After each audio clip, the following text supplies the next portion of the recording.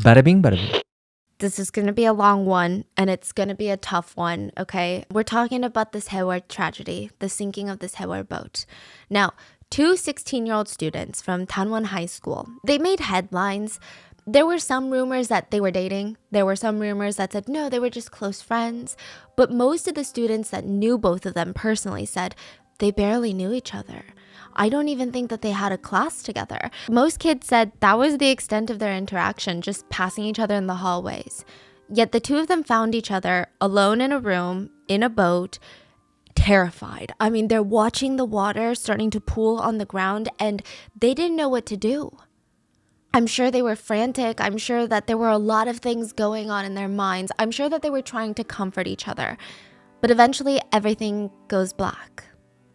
A civilian diver would later find both their bodies alone in that room, and their life jacket cords were still tied together.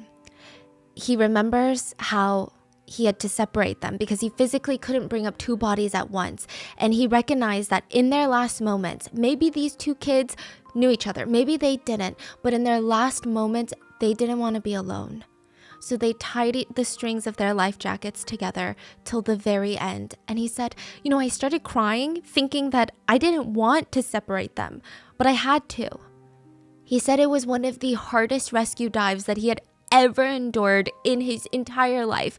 He would never forget some of the stuff that was seen. Other students from the same high school, Tanwon High School, faced similar fates. A female student was seen throwing a chair at a window, a glass window, and she's hurling this chair with as much force as she can muster. She would go as far back as she could, and then she would throw it with all of her strength, and it would just clunk onto the window and fall back down. She wasn't angry, but there was just pure desperation in her eyes. She could see on the very other side of this window were rescuers. They saw her, she saw them, and they did nothing but stare at her. What? Why? We're going to get into it. I mean, this rescue, I don't even think you can call it a rescue. She realized that these people, these rescuers, they're not here to save her. All the people that she thought would be responsible for her safety, the captain of the boat, the rescue teams from the Korean National Coast Guard, they all abandoned her. They were watching her through the window, and it was very clear to her in her last moments that she was being left to die. Imagine these are the very last realizations that you have in your life. April 16th, 2014, this Hewar ferry capsized off the coast of South Korea. There were 476 passengers. Most of them were high school students around the age of 16 years old from the same high school. They were on their way to Jeju Island when their boat started sinking on one side.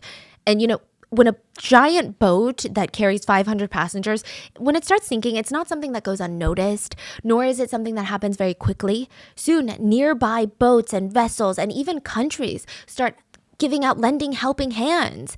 The Japanese Coast Guard asked if South Korea required assistance because they were right there. The U.S. Navy had a massive vessel stationed nearby and offered to rush to the scene to help with rescue efforts. South Korea denied all of their requests. They told news outlets that they had everything under control, that they were operating a full-scale rescue operation, and that majority of the passengers had already been rescued off the boat and they're being rushed to safety. Wow. South Korea told the world, hey, guys, these are our kids and we're going to do everything to save our kids. But that could not have been further from the truth. This Hewar ferry tragedy in South Korea would lead to the deaths of over 250 high school students, over 300 lives in total. It would lead to the president being impeached, the prime minister resigning, the Korean Coast Guard being disbanded, multiple high-profile arrests, a billionaire suspicious suicide, a helicopter crash, hunger strikes, and a vice principal of a high school found hanging from a tree in the woods, dead. So let's get into the tragedy.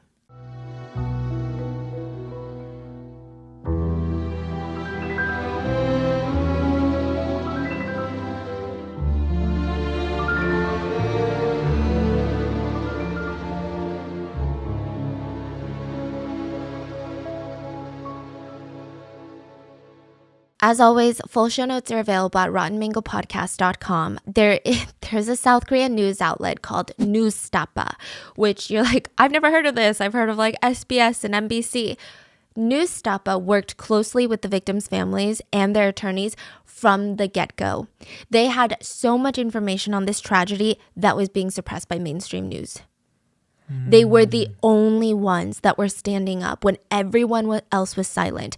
It's estimated and kind of surmised that without them, most of the evidence, most of these testimonies would have been completely lost. They would have never been used. So that was my primary source because they worked directly with the families to get the truth out there. And, this isn't just a tragedy. It's a full-scale cover-up with the president, the most powerful person in that country, working with the media. So please go show support to Newstapa if you can. And with that being said, let's get into it. The parents of Tanwon High School are getting bombarded with calls. Phone calls, text messages, voice memos, pictures are being sent to them. And it was like a parent's worst nightmare. Think about your 16-year-old kid aboard a boat on a school field trip, and they're sending you cryptic text messages like, "Mom, I'm sending you this because I'm scared I might not be able to say it later. But I love you." And you're like, what's going on? You're like on a field trip. Another kid sent, "Hope we can meet again alive." Another student said, "If I've wronged any of you guys, please forgive me." The parents start freaking out, but they're told by their kids that, "Hey, Mom, Dad, the boat is sinking, but rescue efforts are on their way. I think everyone's got it under control. They told us to stay in our cabins and put on our life jackets."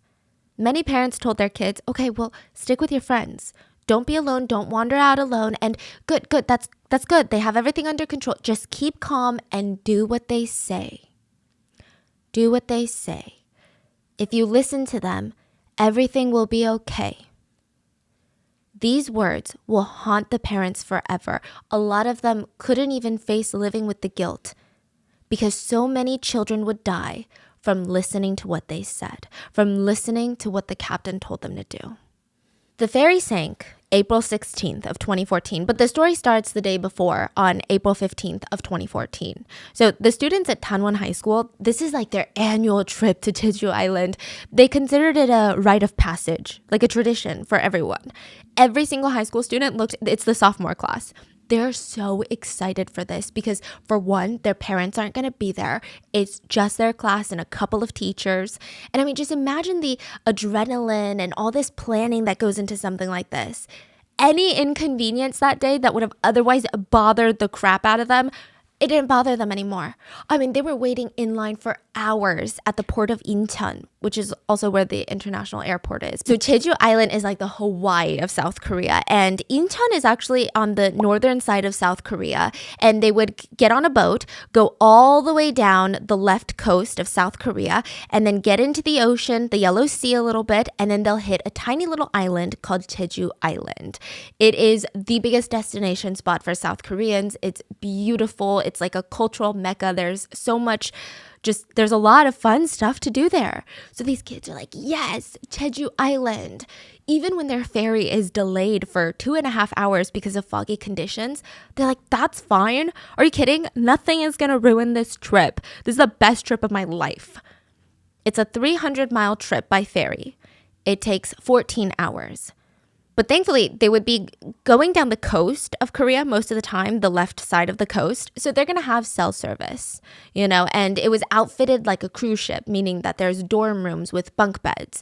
There's communal showers, a convenience store, a cafeteria, which for high schoolers, this sounds like a blast. Because they had cell service, a lot of them were able to reach out to their families, and those very phones would later document some of their last moments on board. There were 476 people on board the ferry, including the crew. Now, they board the ferry at 9 p.m. They were supposed to board 2.5 hours earlier, but like I said, a delay. It's not that bad. I mean, the ferry is filled with 325 high school students, 14 teachers, 29 crew members, and about 100 or so other passengers. So these passengers are going to Jeju either on their own for vacation, or there were a lot of truck drivers. So they go and they get cargo off from this same boat and they drive it around Jeju. Then they get their truck back onto the boat and come back to Seoul, and it's like a back and forth, right? So, Sounds like a huge boat. oh yeah, it's a massive boat. Here, can you pass me my iPad? I'm going to show you pictures. So you're saying there's not only people, but also like vehicles on there. So many vehicles, and it's actually a cargo ship. This is a cargo ship that loads on passengers on the side. The Sewol ferry, if you want to get technical, is 75% profits from cargo movement and 25% profits from carrying of passengers. Most of the pictures you're going to find now are of it sinking, but here is it before it sank. Oh, wow. It's like a cruise ship. Yeah, like a cruise ship. Yes, Wow. it's massive. So, I mean, a lot of these truck drivers were not very excited that they got onto the ferry with a bunch of high schoolers, but these same truck drivers would help try and save a lot of these students later. So, it's not like the high school bought out the entire ferry, nor was it a ferry that belonged to the school. There's a lot of people on here. So all 476 people, including the crew, they board the ferry and they start their journey. Now, the night of the 15th was pretty calm. Okay, so this is a picture that the kids posted or taken by one of the victims, just of them boarding during the foggy night. And it just looks like they're so excited. And nothing climactic happens, which is good. Dinner is served. There's fireworks that are launched from the deck, and there's pictures of that too. At night, the passengers, they all go to sleep in their cabins. Now, the high school was pretty good about booking rooms on one level for all of the boy students and then for the girl students upstairs, right? So they had different levels. They all go to sleep around 11-ish, and the next morning at around 11 a.m., they should be arriving in Jeju Island. So it's like you go to sleep, you wake up, you have breakfast, and 11 a.m. you're at Jeju. They're so excited for this. Now, 7:30 a.m. is when everything starts to slowly unravel. Helmsman Cho and third mate Park. So these are two of the people that are going to be steering the boat now. They take over for the shift so the overnight crew can go into their cabins and take a nap or go to sleep. The helmsman is the person who's going to be steering and driving the ship, if you will. So Helmsman Cho, he's at the bridge, which is basically like the cockpit of the boat. And he's, doing all these commands. And the captain was off duty in his room. Okay, so the bridge is the driving room. Yes. Okay. 30 minutes later, around 8 a.m., breakfast is served in the cafeteria for all the passengers, the crew, and anybody else. 8:20 a.m., autopilot is switched off to manual steering. Autopilot off, manual steering on. Just 7 minutes later, the Sewol is sailing through the Mengol Channel. Now, the Mengol Channel is very pertinent to this story. There are other routes to take to get to Jeju without going through this particular channel. I mean, it really only saves like 7 miles off of your trip, but this channel it's not some sort of urban legend where ships go missing and it's like a terrifying place. It is a commonly used route, but it's not calm. It's not that safe. It's a little unpredictable. It actually has one of the most rapid and unpredictable currents in the Korean peninsula. It's got these tidal shifts, meaning that you have to be super, super careful when you're passing through this channel. Some areas of the channel have rock hazards. Some random areas have shallow waters. But Sewol was traveling through a part where it was pretty calm. Conditions were relatively calm. Even CCTV footage shows kids and truck drivers socializing on deck, finishing up their breakfast. Most of the kids were still asleep in their cabins, if I'm being honest, because, it's very early. As of 8:40 a.m., everything is going well. Students are busy. Passengers are busy avoiding the students. Crew members are busy working. Within 9 minutes, everything would change. 8:49 a.m., two crew members that were in charge of steering the ship decide to manually steer the ship 15 degrees to the left, which is a well-known fact to all crew members aboard this Sewol that they cannot steer this particular vessel more than 5 degrees in any direction. Mainly because of the amount of cargo it was holding. So why did this Sewol ferry even start to sink? This Sewol was known, like I said, to be a cargo ship. 25% of their profits were just from passengers. So being incredibly irresponsible and greedy, they would almost every single time load way more cargo than was legally allowed. It caused massive dangerous conditions on the boat. And when they made this sharp turn, which is supposed to only be 5 degrees to the left, they went 15 degrees. And none of this cargo, none of these cars, they had almost 200 vehicles on this cargo ship. All of them slammed to the left because none of them are being tied down. Side note, when you read official reports, it'll read that the boat was listing 30 degrees to port. Now, what that means, and this is from online research, I'm not like a boat girl. I'm actually terrified of cruises, but listing, when a boat is listing, it means that it's leaning to the left. Not going to the left, but leaning to the left. When it says listing to port, it means to the left. When it says listing to starboat, it means listing to the right. You said listing how much degree? 30 degrees. 30 degrees. Yes. That's a lot. 30 degrees. And not to confuse it with trimming, okay? Just a little quick, I guess, boat lesson. But trimming is when the ship tips forward or backward. And then rolling is when a ship is moving from side to side trying to find balance. So these are terms that you'll see a lot in the official reports. At one point, it was rolling to try and find balance, but ultimately, it was listing to the left, 30 degrees. None of this is great, but 30 degrees list doesn't mean capsizing. It doesn't automatically mean it. And it gets technical, but I'm going to try and describe it as best as possible. If the cargo had been tied down, it probably might have balanced the boat back out. The boat might have rolled and then eventually become stable again. Now, even if it didn't become stable again, there is something called ballast water. Okay, this is going to get very technical. All boats want to have a low center of gravity. The parts closest to the water needs to be the center of gravity. So did you know most boats are filled with water? It sounds counterintuitive, but it's something called ballast water, which is just to bring the center of gravity, right? Yeah. They had like no ballast water. The center of gravity was at the top of the boat. Why? Oh, so they can load more cars. Yes. So there's no way that this boat my is gonna fix itself, balance itself out. No way. Let me show you some footage. You know, I can envision it as, you know, sometimes you throw a boat on the water, it will float. And then I'm just imagining the like filling that boat to the brim of sinking and floating. Yes. So it's like anything moves, it will start sink. Precisely. That's literally what this boat is doing. This is from Black Box when the boat leaned initially.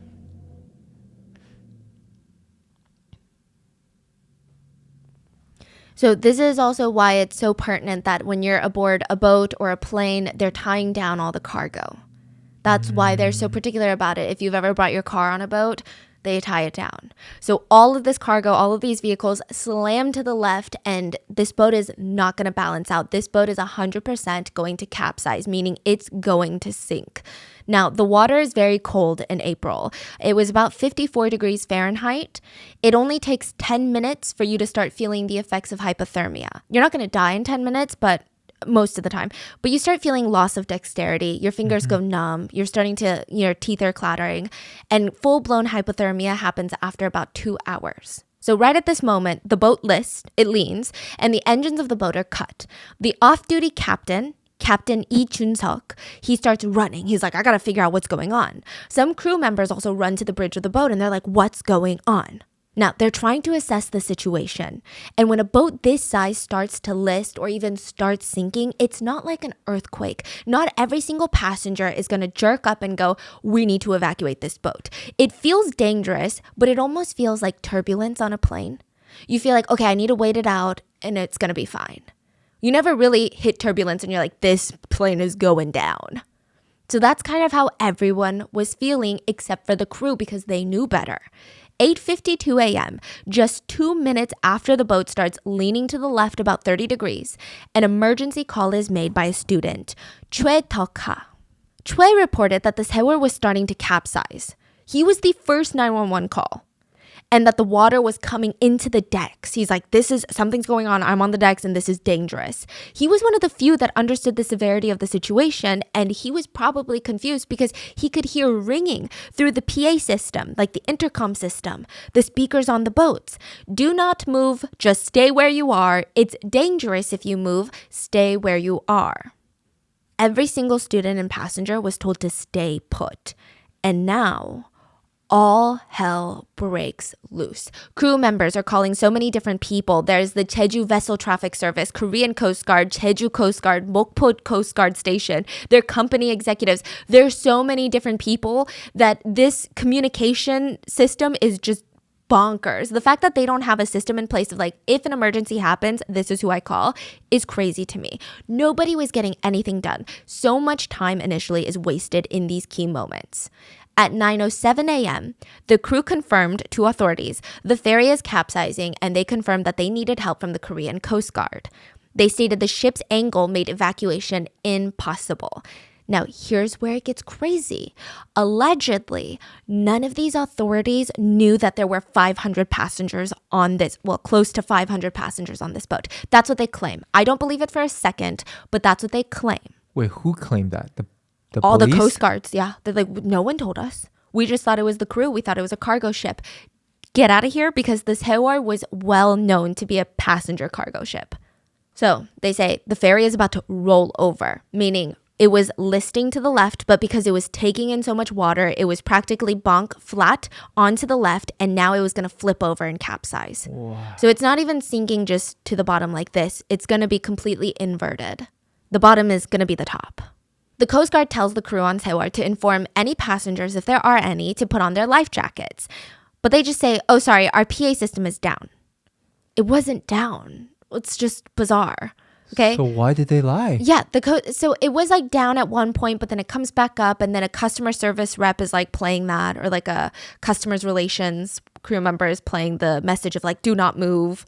There was like no communication. Now, the Coast Guard is like, okay, well, if it's down, then go personally tell the passengers. The crew member is like, okay, I'm going to do that. He walks out of the command center and walks around a bit and comes back being like, I did that. He did not do that. He just lied. He just blatantly lied to authorities and said, yeah, I told all the passengers to put on their life jackets. What? Yeah. Do they not understand what the hell's going on?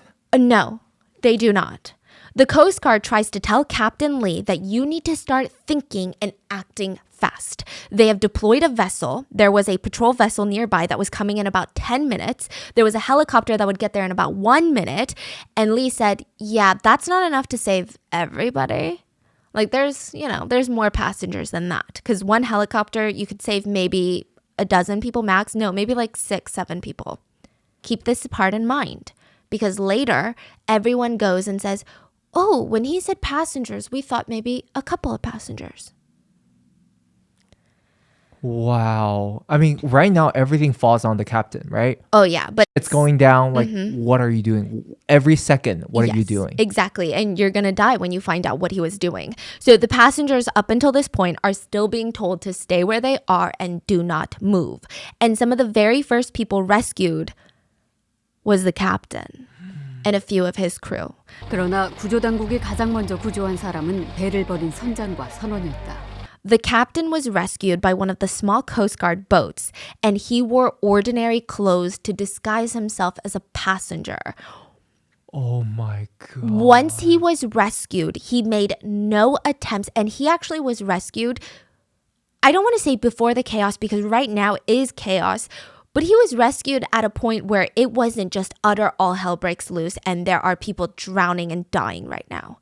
He's like, okay, well, I think chaos is about to hit, so I'm going to leave. That's so fucking despicable. Yes. Yeah, he's actually one of the most hated people in all of South Korea, the whole nation. He's alive. He disguised himself as a passenger, and once he was rescued, this is even more despicable. He gets on the Coast Guard vessel, and he doesn't let anyone know that he is the captain and that he has vital information that would help them in rescuing passengers. He doesn't relay any information to them when time and information is the most important thing to save lives. He made no attempts to tell them how many passengers, where they were, what the PA system was doing. He did none of that. He didn't tell them that they were being told to stay in their rooms where they were effectively trapped inside this sinking boat. None of that. There is about 20 minutes of footage from some of the kids' last moments. And one of the biggest, I guess, video files that were actually shared by the father of the victim. And he said that he wanted the world to know what actually happened to these kids. So it was filmed by a Park Soo-hyung and Kim Dong-hyuk. They were both 16, best friends. They were both on the level 3 of the boat, which is where most of the male students were dorming. These rooms had bunk beds, about 4 boys per room. Suhyun and Dongyup, they were 2 of the last ones to start the day. They're hanging out in the cabin, sitting on the edge of their cabin, like bunk bed, when they suddenly feel the boat lurch to the left. And at first, everyone's confused, but like I said, it feels like airplane turbulence. They're not freaking out yet. Then they start overhearing the speakers starting blaring. Do not move, stay put. It's dangerous if you move, just stay where you are. If you're watching the video on YouTube or Spotify, I'm going to play you a clip of the video. You can actually hear the PA system in the background repeating, stay where you are, over and over again. 아 기울어졌어. 야 나 좀 살려줘.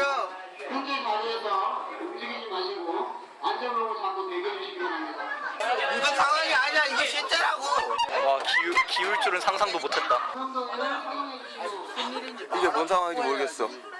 구명조끼 입으라는 거 침몰되고 있다는 소리 아니야? So the boys on the 3rd floor are freaking out. Some students who were on the deck come to the cabins to let everyone know to put on their life jackets.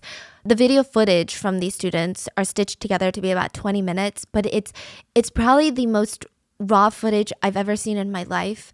Like, it's not necessarily the most emotional in the typical sense, meaning these kids aren't crying, they're not banging on the windows to get out, but you just see how real and relatable the situation is. Like the way that these kids, at first, they don't think the ship is going to sink, because who thinks that? You know, they're kind of joking around, but they're putting faith in the adults and the captain and the PA system, and they're kind of playing around with each other. And I find that it's a way that they're coping with it. And then eventually you hear that humor kind of dissipate, and it gets replaced by them saying, I don't want to die. But they're still trying to keep this almost cool front in front of their friends. You can hear other kids trying to check up on their friends and contacting their family members back home on their phones. But near the end, you can hear and see most of them start to feel very, very scared. You hear students say things like, will the water really leak in? The shaking is getting serious. It's tilting so much this way, I can't even move. This is getting ridiculous. I want to get off. I really want to leave. Am I going to die? It's not going to go down any further, right? Like, what the hell is going on? Hurry and rescue us. What's wrong with these people? I don't understand what's happening. If they're telling us to wear life vests, does that mean the ship is sinking?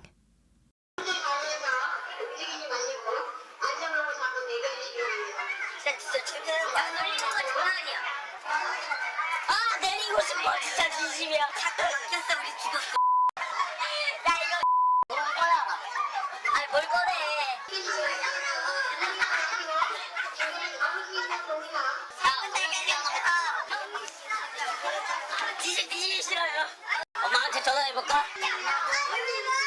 어떡해? 나도 집안 고장났어. 피한 게 없어요. 그래 일단 엄마 아빠 사랑해요. 내 동생 어떡해? 내 동생 말은 절대로 가스전에 가. 오빠처럼 되기 싫으면 알지? 제발 살려줘. 엄마 사랑해요. 아빠 사랑해요. 둘 다 사랑해요. 센세 어딨어? Near the end, one of the students even screams, let me live. Who's going to take care of my mom and sister? Let me live. And now, all throughout this, you hear the PA system in the back. Dear passengers, a guidance announcement. Those of you who are inside the ship, please do not move. Try to find a pole you can hold on to. The kids also note that they start smelling something very bad. They wonder out loud if it's gas because it smells like boiled eggs, which is typically a gas leak scent. Who's talking in the system? Just, it's like an automated message. Oh, Yeah. Nobody's even like talking. Oh, yeah, no. Most of the crew are like, bye. Here's a button, they press a button, Yeah. and then they dipped. And it's very heartbreaking because you just hear that playing while these kids are repeating, we don't want to die. So more phone calls were placed between passengers and police. The students are even telling the police, please, the ship is sinking. I don't want to die. We've been told to stay put. We're not supposed to move. Another student can be heard saying, really, once the water starts coming in, we really got to get out. And another student says, no, like it says we shouldn't move. There are a few things to gather from these students' last moments. They're trying to stay strong. They're trying to keep each other company. And if you listen and you speak Korean and you listen to the whole clip, a lot of these kids are thinking about their families, or a lot of them are asking, wait, has anybody checked on the girls on the other floor? Or has anyone checked on the teachers? Like trying to see if their friends and even their teachers are okay.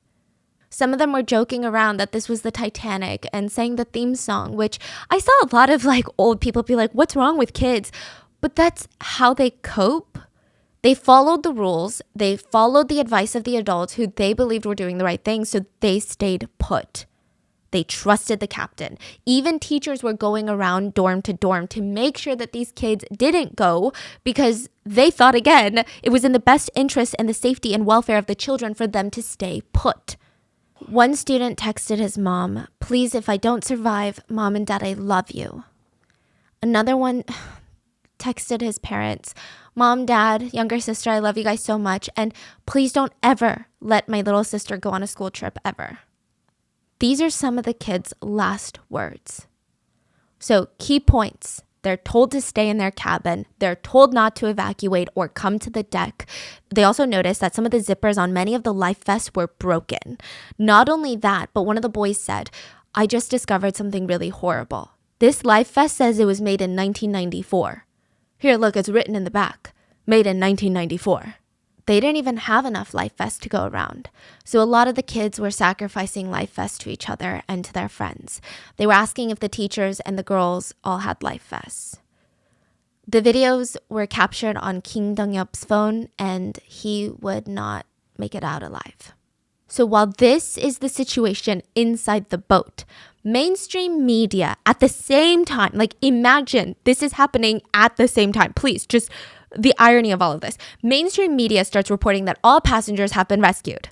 It sounds stranger than fiction. I don't even know how to explain to you what they thought that they were going to get out of this, what the politicians thought was going to happen when this all came out to be lies and false.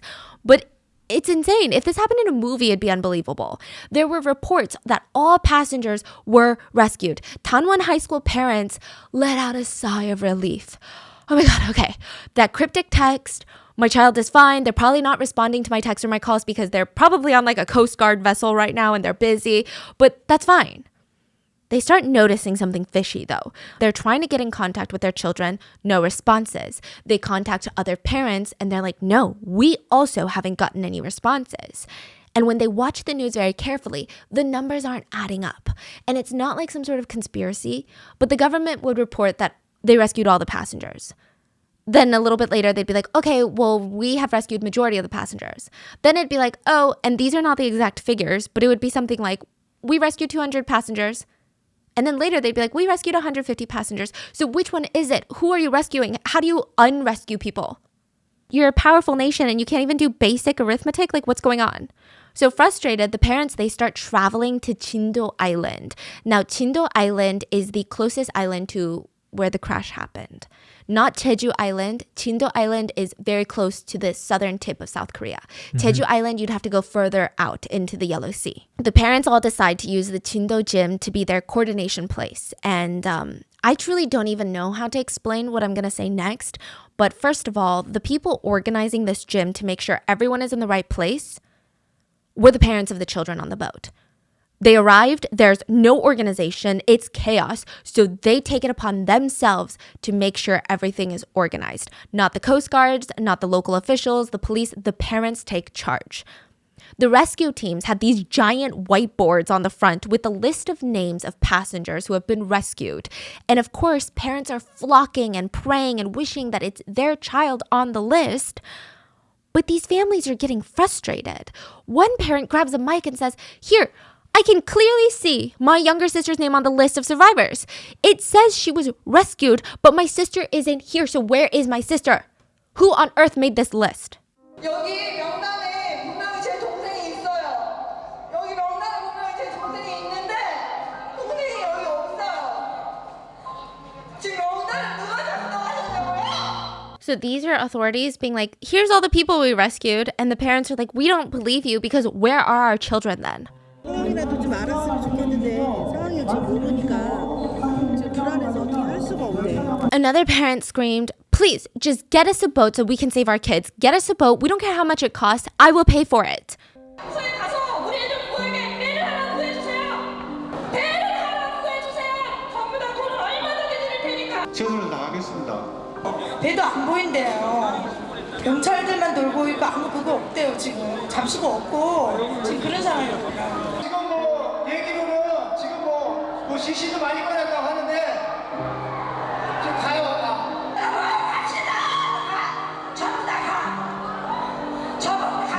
Another one said, I feel like the parents, including myself, are here waiting for our children to die. We want an answer from the person in charge. Why are orders not going through and nothing's being done? You guys are clearly lying and kicking responsibility to others.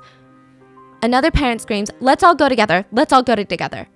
The parents are rushed to the harbor, and to show you how they still had this unfailing hope of a parent, they all grabbed blankets on the way out.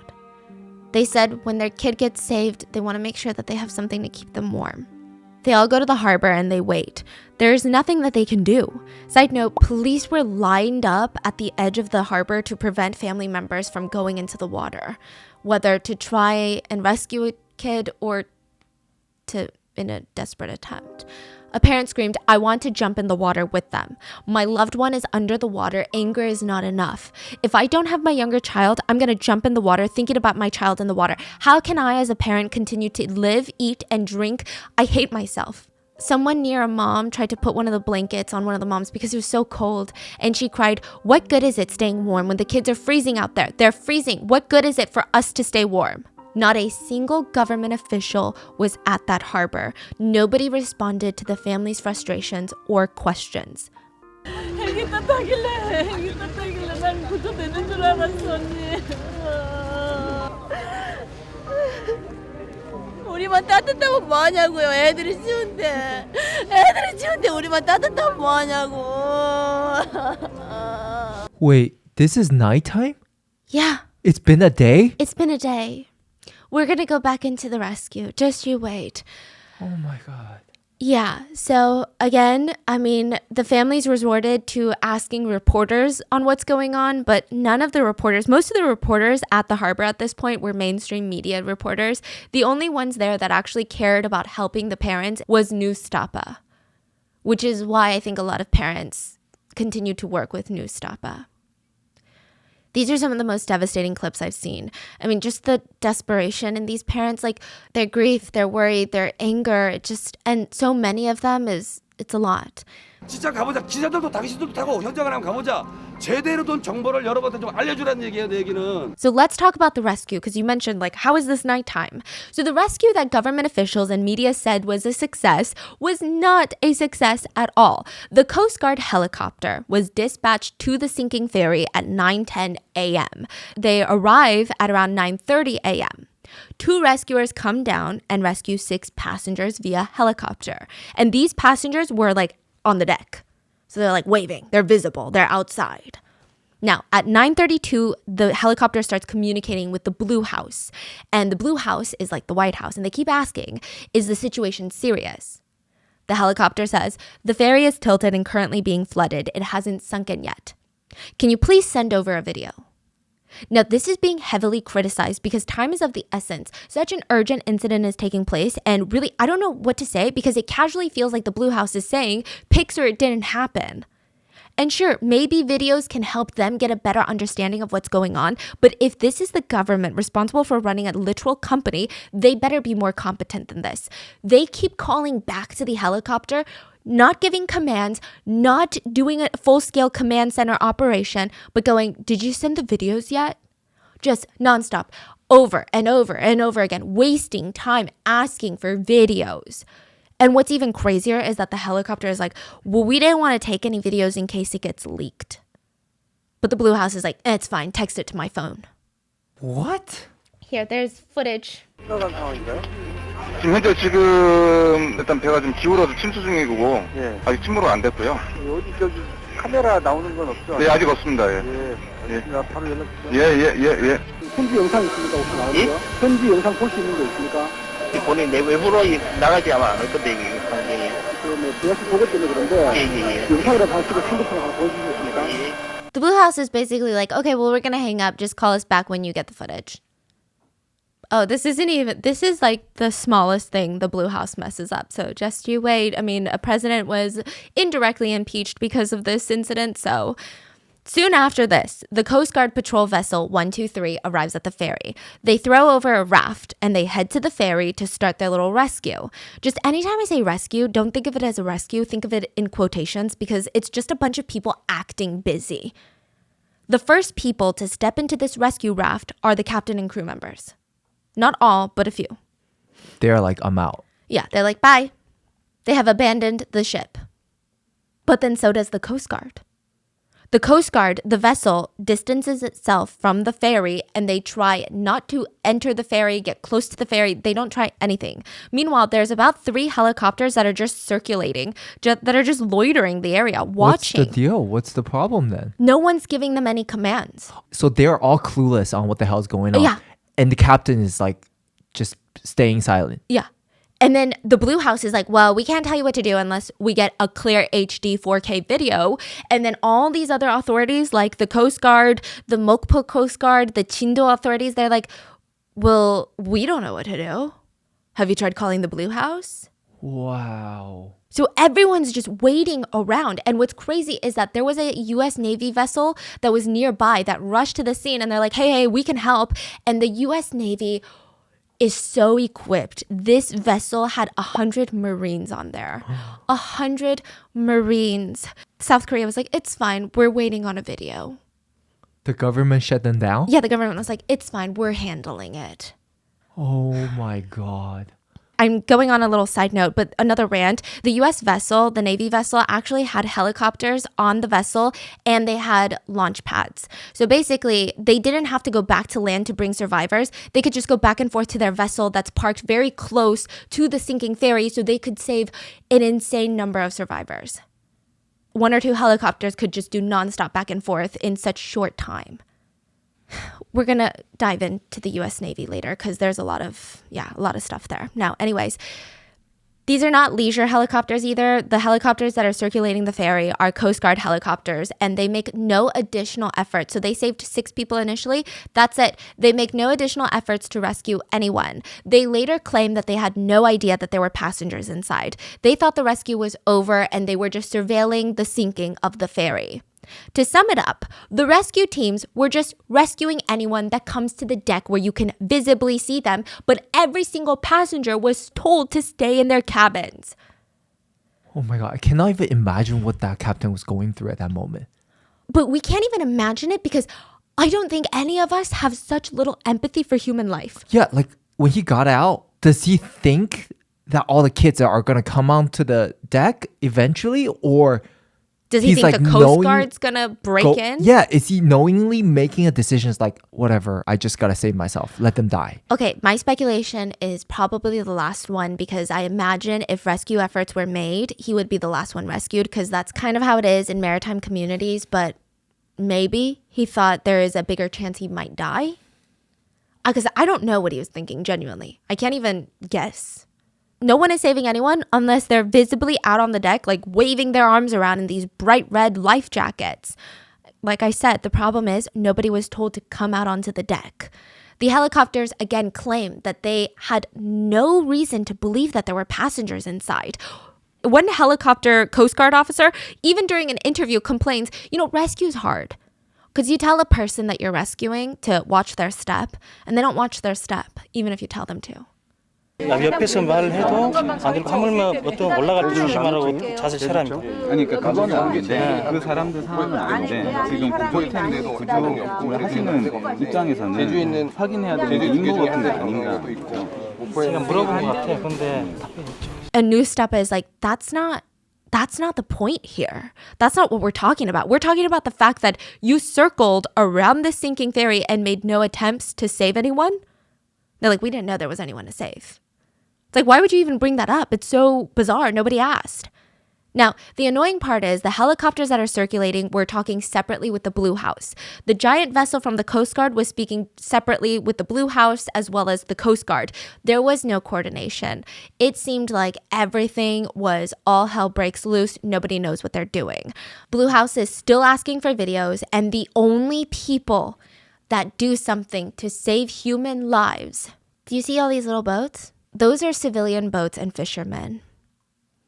No way. They are the ones that took action.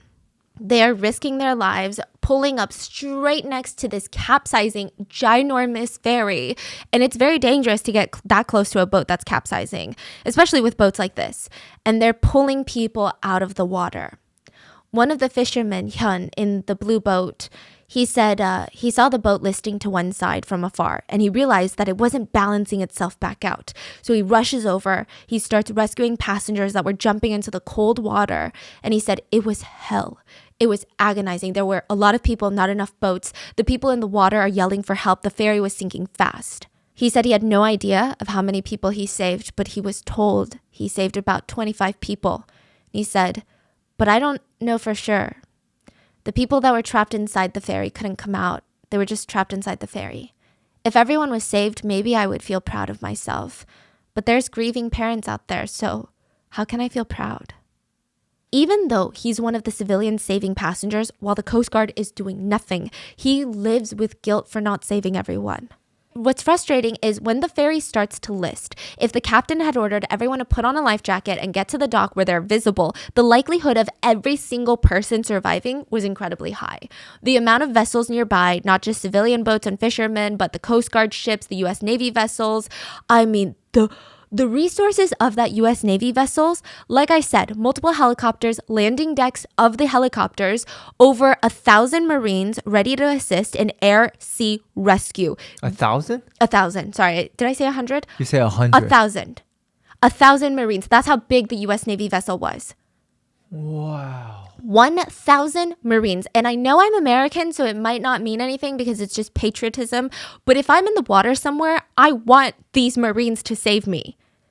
And America and Korea are on really good terms, so I don't know why they declined for help. But a lot of people think it's President Park was known to have a big ego and was very, very self-conscious about international relations, but not in the way that you want your president to be. Not in the way of like, oh, of course we want good international relations, but wanted to look good is all she cared about.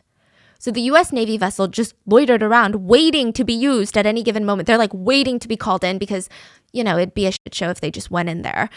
But the call never came. The rescue could have been so successful, and these Marines are specifically trained in air-sea rescue. No way. The Korean Coast Guard, they were more like patrol people. They patrol to make sure that there's no illegal fishermen from other countries fishing in their seas. Most of the Korean Coast Guard was on a job to look for illegal Chinese fishermen, literally. That was their job. So the US Navy, why were they not used? I still don't understand.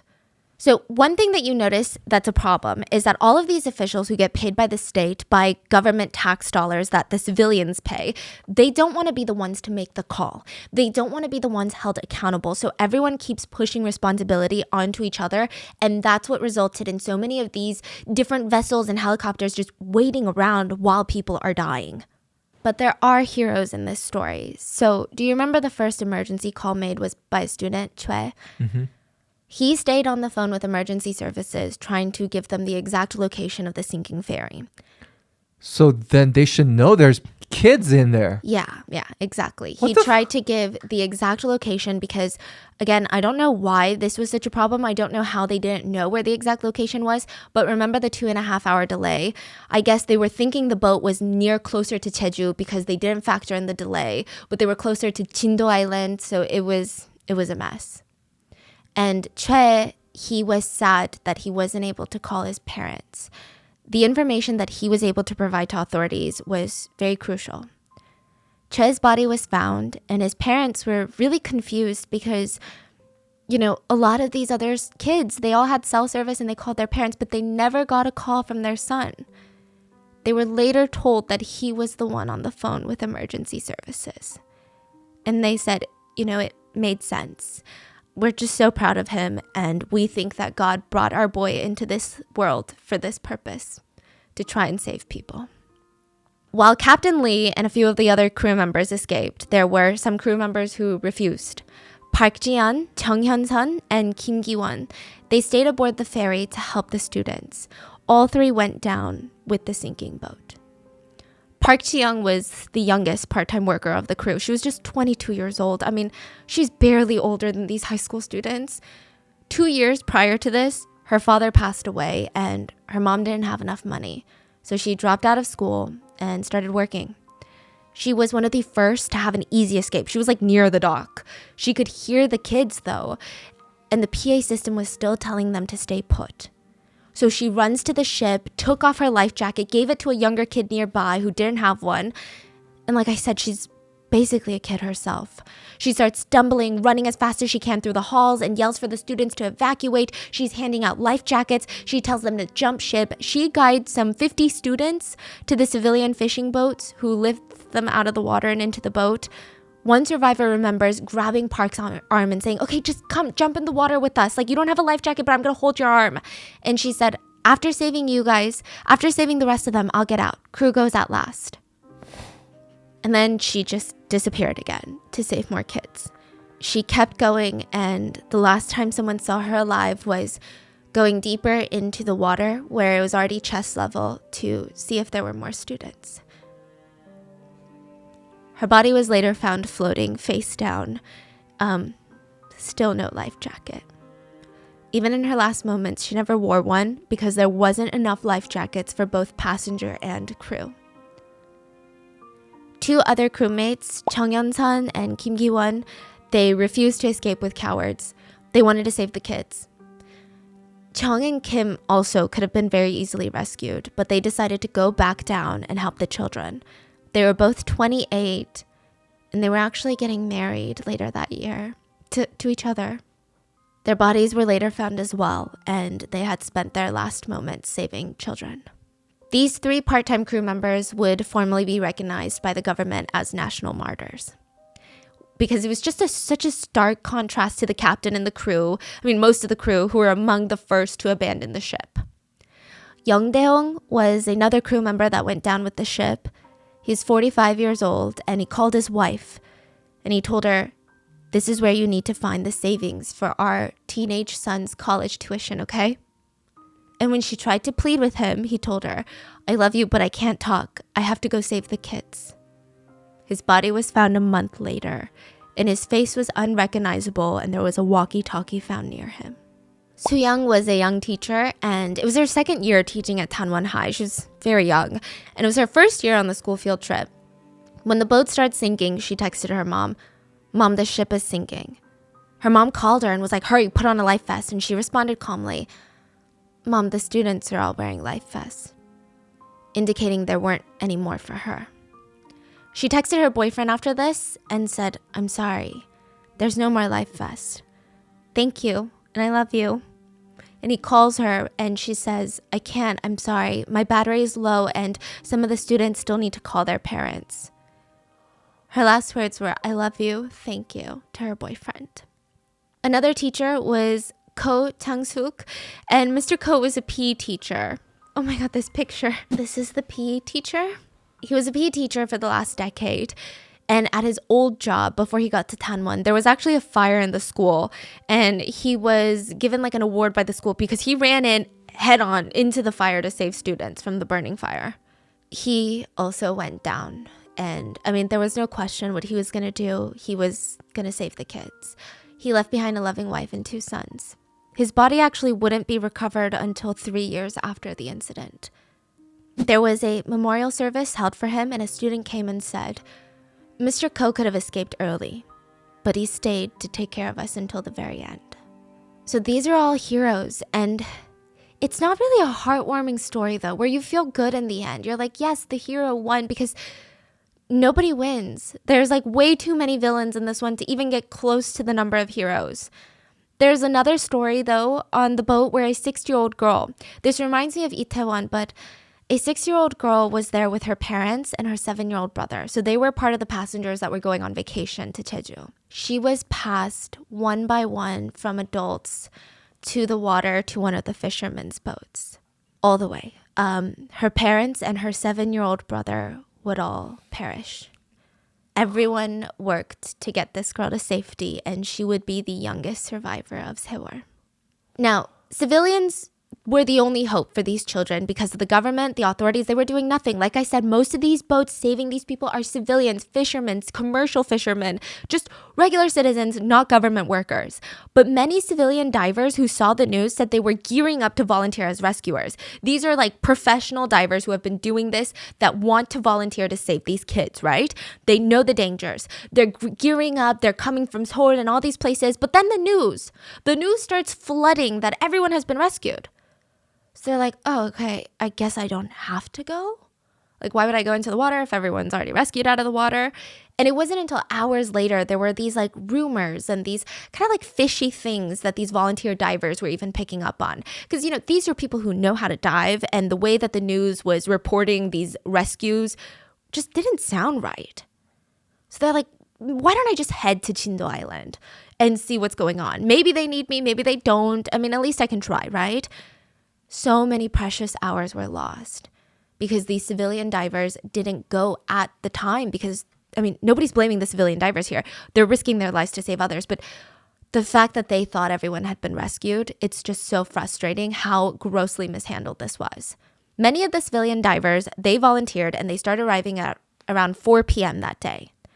The boat started sinking at like 9 a.m. They got there around 4 p.m. and they were told to report to a command ship of the Coast Guard that was stationed near the ferry. So these volunteer divers, they don't come to play. They're suiting up, gearing up, mentally preparing themselves, but the Coast Guard is not letting them do their jobs. One of the civilian divers said it was bizarre. I was being walked around this Coast Guard vessel.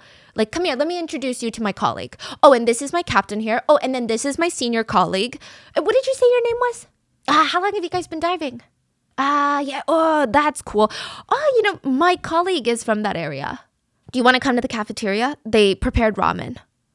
This is not an exaggeration. The rescue diver said they prepared ramen and he was so disgusted.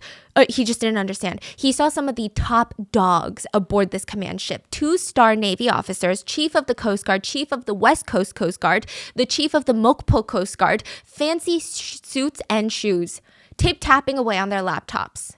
Wait, I'm confused. Like they're not sending people down the water? No. That's what they're doing, just tip-tapping on their laptops.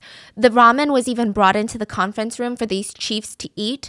And the diver that was interviewed said he wished he could have recorded the video of these chiefs just digging into these noodles like pigs. They said they ate the ramen noodles, had a meeting for 5 minutes, and then the chiefs were like, well, we got other places to be, so bye. He was sickened to see that the chief of the West Coast Guard went to a press conference like immediately after this, the whole ramen debacle, in his uniform with all of his badges and stated, as of today, 164 vessels, 24 aircraft, 178 special rescue workers are doing our best in conducting a search of the area. The civilian diver had no words. Just no words. But he's not alone. Many of the civilian divers came forward anonymously later to say that the Coast Guard would not let them do their job. And it wasn't even a job, they're volunteering. Just wouldn't let them do it. It was just nonstop like, oh, come meet my colleague. Oh, are you sure that's up to code? Your diving suit? Are you sure? What is it made out of? They're like, what is your deal?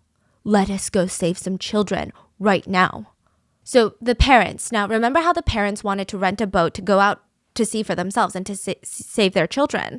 Well, the very first day, a group of the parents do rent a boat and they go to report back to the others what's going on. And one dad screamed, "They told us civilians can enter the water, but the Coast Guard can't." What is this? What? They're basically saying, oh, you want to dive in and get your kid? Dive in and get your kid, but we can't. He's screaming, what is this? What is this? The civilian diver, one of the civilian rescue divers, had volunteered to go on the boat with them. And he was explaining, like, with these conditions, the Coast Guard should be going in. The conditions are calm. This is like optimal rescue conditions right now. Earlier that day, civilian fishermen would try to break windows to save people, but the Coast Guard said, no, we can't do that. So they can't break windows, they can't go into the ferry before it sinks to save people, and now that part of the ferry is sunken, they can't try to rescue people by diving, they can't do anything. What are you doing? Why do you exist? Why do you have a job? A reporter asked a parent who saw the ferry sinking and said, and what are the Coast Guard doing right now? And he says, as of right now, there's nothing they're doing. April 16th was the morning the boat started listing, okay? Now, at 10:52, reporters went out to the scene and still nothing was being done. 10:52 p.m., a whole day had passed. Like 14 hours later? Yeah. and nothing was being done. Let me show you how calm the waters were. You're saying 14 hours later the boat's still sinking? Yeah, it's still actively sinking.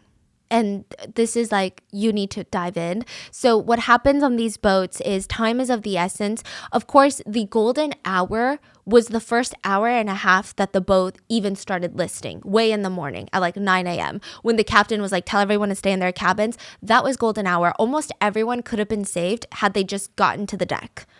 They would have been saved, okay? Now, the next golden time was considered the next 72 hours because there's actually a phenomenon that's quite common where there's air pockets inside of boats. So these divers need to go in and get these people inside of these air pockets. So if you're in a room where no water has seeped in, which is sometimes possible, you're alive. You have about 72 hours. So these divers need to get down there and hope that there's a lot of air pockets. Yeah. Even there, if there's one person, they That's should be everything. doing everything. Yes. This is how still and calm the water was. Do you see how it's dark? Where are all the Coast Guard vessels? Where are the divers? This should be lit up like a command center. This should be lit up like the 4th of July. This is what it looked like. It's the most peaceful water. There's no waves really. Nothing. No one's out there. During press conferences, the Coast Guard made it seem like it is pure chaos out there with our rescue efforts. We've got how many ships, how many people? Oh, you guys, South Korea, just you wait. Coast Guard's got you. This is what it looked like. They said the water was as calm as a lake. There wasn't a single wave, but nothing was being done. You could still see the ferry. It hadn't fully capsized yet. There were no rescue efforts. I mean, imagine the anger of the parents seeing that and they can't do anything for their children. They were yelling at their boat to the Coast Guard, do something. They screamed, they're alive, you have to rescue them. The Coast Guard never responded. All they did was circle the Sewol ferry over and over. What's their excuses now? They said that they had to survey the area. That's the thing that they constantly say in this whole tragedy is they needed to survey the conditions. They needed to make sure they could go in. I don't get it. Who's in charge? I'm so confused about this. Every Coast Guard official is saying a different thing, but all of them have the same message of we're doing everything we can. But nobody's doing anything. Okay, so it sounds like there's someone from the top not letting them do something, right? So it's speculated. It's not that they were not letting them do something, but they had no idea how to do anything. The Korean Coast Guard was not trained for search and rescue.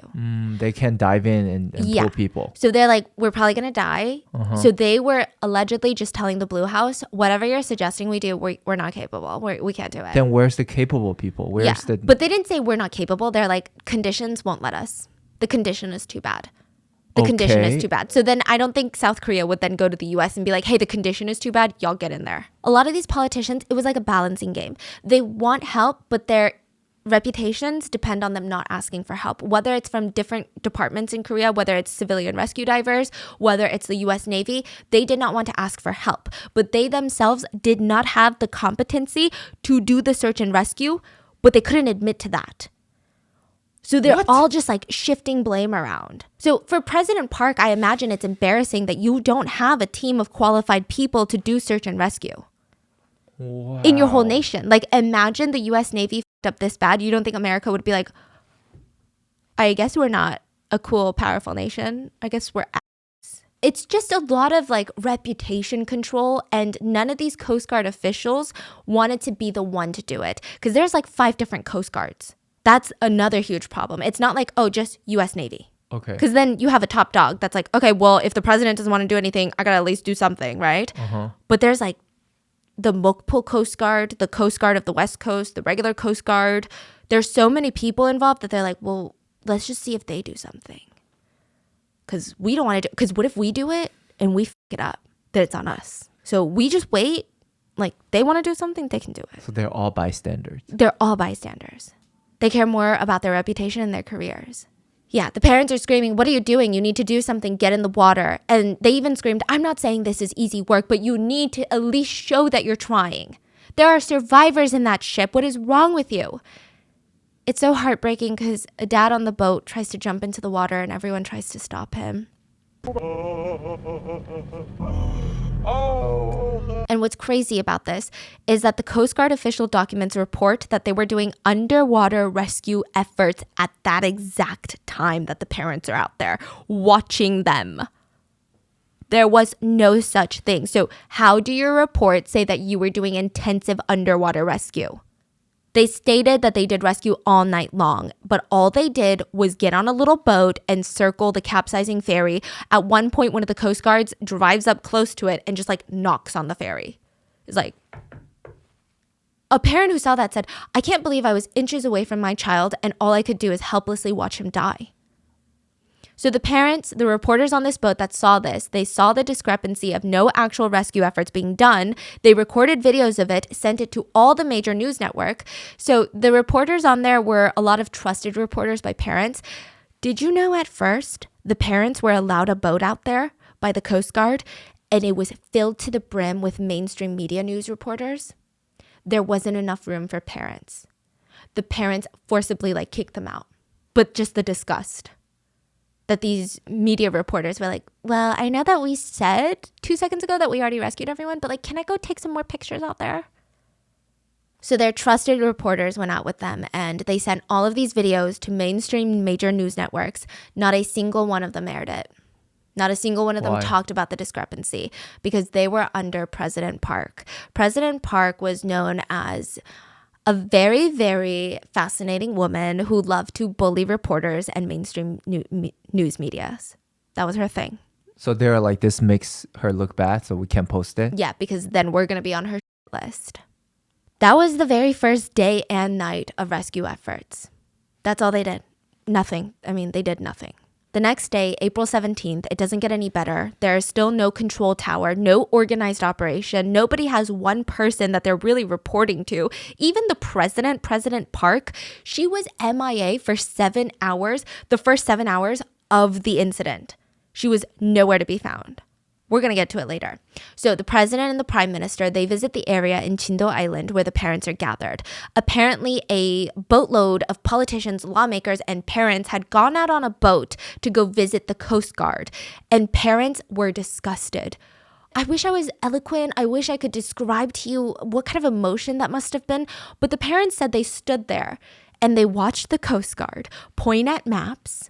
They watched the politicians in suits go, It was like watching people pretend to do a job. It was like watching a skit. They felt like they were losing their minds. The Coast Guard is saying things that they know are not true. Like, we worked so hard last night to do underwater rescue. They're pointing at random maps, pointing at pictures of inside this Haewol ferry. Parents get out onto the dock of the Coast Guard vessel and they see divers go under the surface of the water, kind of flap around for 5 minutes and then come back out. They said it's like a sick joke. Everyone's pretending. I imagine I would want to shake someone by their shoulders. Hello? Can you wake up? There's people dying. The parents decide that they can't trust anyone, so they start their own task forces and have coordinated group chats to relay information in a clean and orderly fashion. They were more informed than the Coast Guard. One parent actually confronts a government official who tells him, we were doing rescues all night. The parent gets in his face and says, stop lying and manipulating the news and look me in the eye and tell me you were doing rescues all night. The government official seems shocked and tries to grab his phone and call someone we were. The government officials actually seem shocked that the parents have such up-to-date information. I guess they didn't think that the parents would be that coordinated. Parents would call them out for every single discrepancy and they were shocked. And every single one of them has the same reaction. They're saying something so confidently. We rescued this many people. Oh, this is what we've been doing. The parent confronts them with their lies. They all grab their phone and call someone. One of the parent literally goes, why are you lying to me? We have our parents on a boat out there. I just talked to them. That is a blatant lie. The government official goes, and they were at the Coast Guard boat? Oh, and he grabs his phone. Oh, yeah, 여보세요. Despicable. Yeah, despicable. I mean...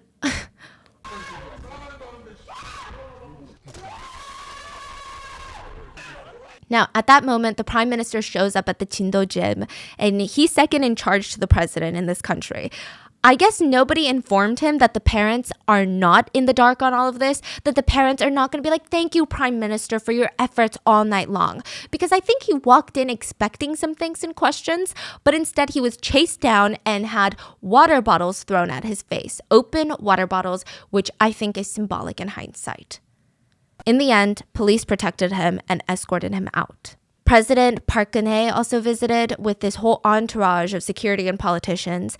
Parents were a bit more receptive to her because at the end of the day, this is the most powerful person in the nation. If anyone is going to help them, it's going to be her. So even if they hate her, they can't show it. But they were let down once more. She stated, I just went to the rescue team and I want to assure you guys all the government mobilized all resources and personnel to retrieve the victims. The Coast Guard chief also goes up next to the president and claims that he has sent 500 divers to the rescue. The parents know that this is a blatant lie.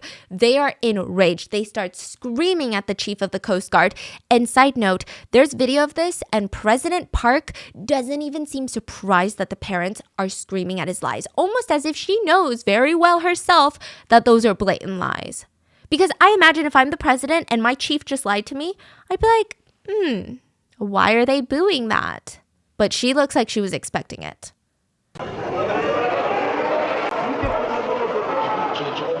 Family said they were straight up stunned at the blatant lies that were being shoved in their face. It was unbelievable. Also, Park Geun-hye starts using this as an opportunity to say that nobody cares about. Like, their kids are still out there. They want rescue teams. And she states, so what we're going to do with this is an opportunity to conduct a thorough investigation on the cause of the accident and severely punish those involved. That's not what anyone is talking about right now. That was the whole second day of the rescue. The second most valuable day. That's how it went. The third day, April 18th, a lot of developments took place and none of them were good. The Sewol ferry was now fully submerged. Parents went out and they couldn't see the boat anymore and they cried.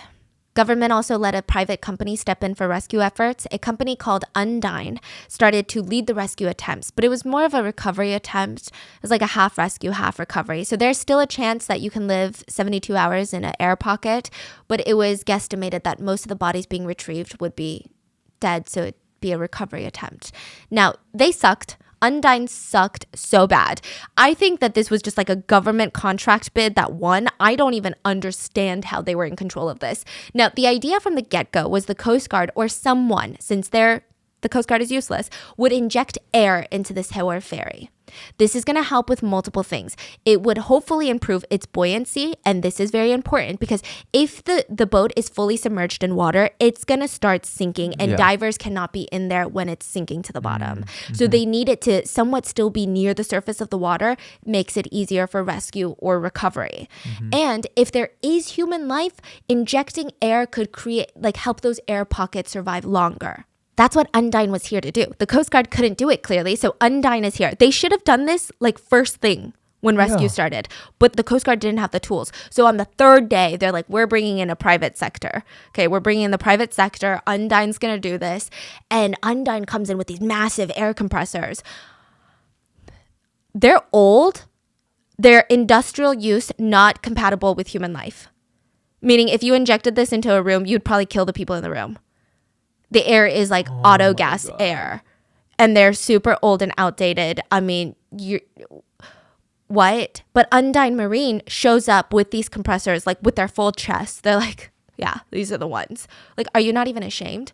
Not only do they not have the proper equipment, but they also don't have the experience.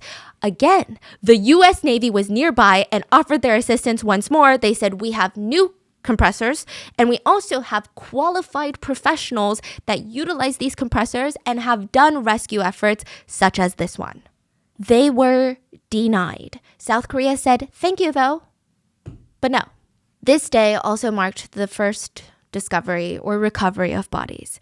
3 bodies were recovered by civilian divers, but mainstream media said all of it was due to Undyne. Undyne recovered these bodies, and that makes me so mad because these civilian divers gave up a lot to help.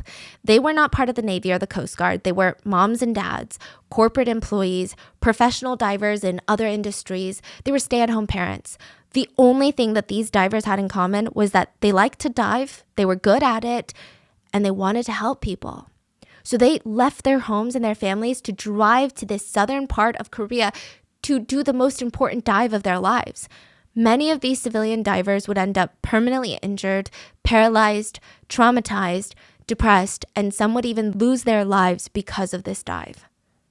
They told each other, minimize shock when you're down there. Shock is no good for anyone. The divers all made a pact to not look the students in the eye. Because once you do that, you will never be the same, and it will make it harder for you to go back down underwater. They talked about how it was the hardest thing. The ones that drowned, they would have to recover their bodies, right? So their families could put them to rest. But there was so much debris in the water, because think about this big ship. There's so much things falling apart. Walls were collapsing, and the hallways became narrower than your shoulder width. A lot of them had to squeeze through hallways. Bad weather delayed the use of a diving bell, so they had to use these super flimsy, flexible air hoses. But if they're twisting and turning in there, it could easily snap, break, or it could be folded to a point where they're not getting air anymore. It could get caught in things. It was very, very dangerous. They had to go down in teams of 3, and they would never forget the things they saw. There were bodies in life jackets floating around in the ship now, and the divers had to reach up, grab the bodies, and hug them so that they wouldn't keep floating up. They would find a window that they could break and get rid of all glass and debris. Then they would carefully push the body through the open window so that they could float to the surface.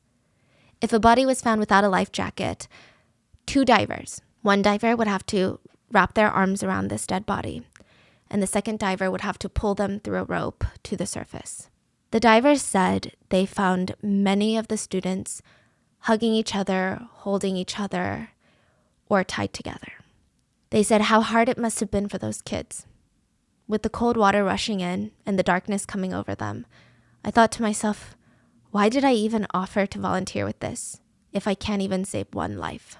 Most of the students had broken fingers. They tried till their very last moment to break the doors or windows to escape, breaking their fingers in the process. After seeing this, a lot of divers would never be the same. Kim Sang-ho, one of the civilian divers, said he was at home when he watched the news, and his diver buddies called him up and was like, you need to get here now. We need to save some kids. So he drove hours from his house in Seoul to the southern coast. He spent 2 months away from his family, risking his life to squeeze into these small openings, these dangerous conditions, to find bodies. They worked in 3-hour shifts. He did it for 2 months? 2 months. 3 hours of rest, 3 hours of diving, 3 hours of rest. But like the other divers, he was having a hard time resting no matter how exhausted he was. The stress of the dives wrecked his body. The anxiety wrecked his body. Finding these water-bloated corpses of children, he said he could never get that image out of his mind, and he had nightmares anytime he closed his eyes. He said, we were touching each of these children with our bare hands as we brought them up. Even now, I can't hold my wife or children. I can't stand skin. In addition to the psychological trauma he has, he suffered a shoulder injury that needed surgery. So while he was diving, a luggage compartment in the Sewol broke open and massive luggage tumbled straight onto his shoulder. He had to get surgery, and he says he drinks every day now. He just drinks because it's his medicine.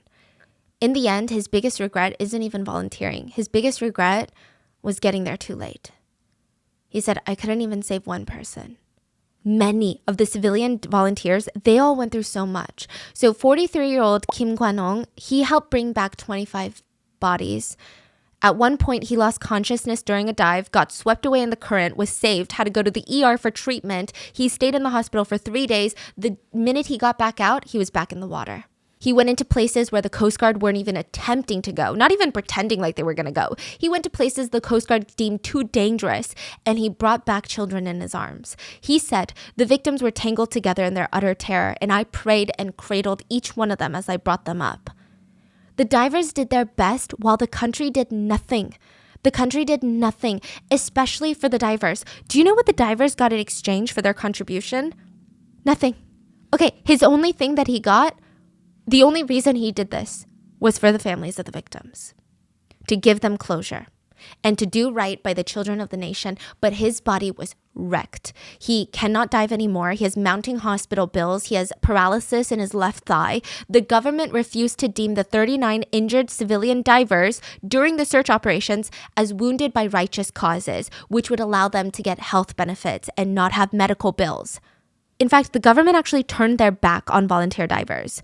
They tried to charge a few of them for negligence when a diver died during a mission. They said, well, it's because of you other divers didn't check his equipment. But the Coast Guard was never held accountable. Divers had to go to court to explain, I am not responsible for another diver's death. I am just volunteering to save bodies. The divers that all tried while the Coast Guard did nothing, they were being used and abused. In 2015, Kim testified about the trauma that he suffered from handling all the dead bodies during the rescue efforts. He said he cannot forget it. He will never forget it. And in 2017, he took his own life. His final text to his loved ones were, I'll see you in a better place in the next life. I'm sorry. So you're mad, I'm mad, okay? Let's all be mad at someone. And there's a whole lot of people to be mad at in this case. Cheonghaejin Ferry Company, the Coast Guard, the former president, and mainstream media. So let's talk about Cheonghaejin Company first. The ferry company, this is the connection to the last episode if you listened to it, and the ferry company's sick obsession with overloading the cargo on their ferries. So this particular ferry, this Haewol, had a capacity of holding 90 vehicles. On that day, there were 124 cars and 56 trucks. Wow. None of them were properly secured. None of them were even tied down. They were just driven onto the cargo port and just left on park. They also took in more cargo than allowed for that size of a boat. Their maximum cargo hold is 987 tons, but they took in 1,157 tons, again, none of which was tied down. Do we know why the person at the beginning turned the boat so much? 15 degrees? Unclear to this day. We think it's incompetence. Just straight up was like trying to do 5, but turn 15 because it's manual steering. And I'll tell you why we think it's incompetence, because no one was trained. Like none of the crews were trained. Oh, and side note, not all big boats are like that. Many big boats can turn at even higher degrees and be fine. But this specific boat, it was like a industry known thing between this company that this boat can only turn 5 degrees because it's unbalanced. It's not a universal boat thing. It's like this boat can only turn 5 degrees. Now, it's not good to do a lot of degrees of turns, but still, this is crazy. The boat starts leaning to the left, which causes all the cargo in all the cars to slam to the left, which starts leaking in tons of water. Now, remember the ballast water that I was talking about? We have some exact measurements here. Like I said, it serves a very important purpose. It keeps the center of gravity low. But there is another thing that it does. So it's actually compartmentalized the water. It's not just like one big water tub. It's like you have the left tub and the right tub, and I'm simplifying it. And then in between these two tubs, you have these pumps. So what happens is if the boat starts leaning to the left, you start pumping this water to the right tub, okay, to balance it out. The pumps were broken. That is, I can't even describe to you how bad that is. The pumps were broken, and not only that, there's like a mathematical equation to figure out how much ballast water is needed to offset the cargo weight. Typically, it's around the 2 times mark, meaning you need double the water for the cargo. So if there's 100 pounds of water, you can only have 50 pounds of cargo. Okay? In this case, this Haewol was carrying about 580 tons of ballast water. For the amount of cargo they had, they needed 2,000 tons of ballast water. They had a fourth. Yeah, so it's completely off. So off. And that's what they started with. Okay? The crew actually pumped out hundreds of tons of water from the bottom to accommodate additional cargo when they were loading. And as the boat goes, you actually lose more ballast, like water, because part of that compartment is fuel. So as your boat is going, you lose fuel because you're using the fuel. So it becomes lighter. That's why you need extra water. So let's work our way up the food chain. The first people at fault were the captain and the crew. Not all the crew, but many members of the crew. Crewmates were investigated for their abysmal handling of the evacuation, and one crewmate in particular was told verbatim by authorities, remember, to go tell everyone to put on a life jacket? Yeah, well, he didn't do it. He was just like, oh yeah, I told them, but he just walked around the deck and was like, okay, yeah. What's crazier is that all the crew members that were on the bridge with the captain, they all left with him. They were some of the first to be rescued. But that also meant nobody else was on the bridge anymore to keep open communication with rescue efforts. So them leaving the boat wasn't just bad that they were abandoning the boat, but there was no one to communicate with them on the boat. So all these Coast Guards are like, we're trying to talk to people on the boat, but like nobody's on the boat because you guys are all here. That's cool. A former U.S. Coast Guard investigator believes if those announcements of every passenger to stay in their cabin were not made, the passengers most likely, just human nature, would have gone to the deck to see what was going on. Then they would have become easily visible and more easily accessible to rescuers. Now, of course, it's heavily discussed and speculated how much of this announcement played a role in the deaths. Passenger Ku, a survivor, said that the passengers were trapped inside by windows that were very hard to break. He said he actually wanted to escape earlier, but those nonstop announcements kept telling him to stay put. He said the rescue was horrendous. We were all wearing life jackets. We all had time. If people had jumped into the water, they could have been rescued from the water. Another survivor said, the announcement told us to stay put, but the ship was already sinking. There were a lot of students who didn't get out of the ship in time because of those announcements. Okay, fine. So the captain and these crew members, minus a few of the hero crew members, they are horrendous, but how do they f up so majorly? Like, that doesn't even make sense. How do you even not have a loose plan on what to do in situations like this? That brings us to the company that owns this Haewol ferry, Chonghaejin Marine Company. Chonghaejin Marine is like a different kind of evil, okay? This is in connection with our last episode. Chonghaejin's company's biggest shareholders are owned by another company that is controlled by a billionaire church leader founder, Yoo Byung-eun's two sons. And in recent years, it was discovered that the Yoo family received a total of at least $3.82 million from the ferry company. They got paid out, like about $4 million from this ferry company. And you're like, okay, that's great, right? That means the ferry company is doing well.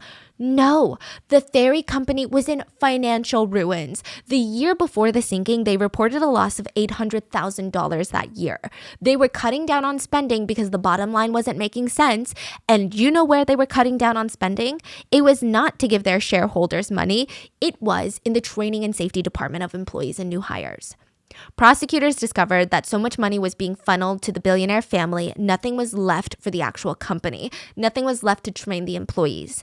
The company was so starved of funds that they spent only $2 on the safety training for the Haewol's crew members. $2. You get hired, the company spends $2 to train you. And you know what that money was spent on? It was not an actual training. The $2 was spent to buy a fake paper certificate that said you are now qualified to be a crew member. You have done your safety courses. Life jackets, life rafts were left uninspected from the 90s. And the life jackets weren't even stored where they were supposed to be, which is on the upper decks or near evacuation points. They were stored in the passenger cabins. Crew members who worked for the company admitted in interviews they would have had no clue what to do in case of an emergency. They've never had an evacuation training or a drill.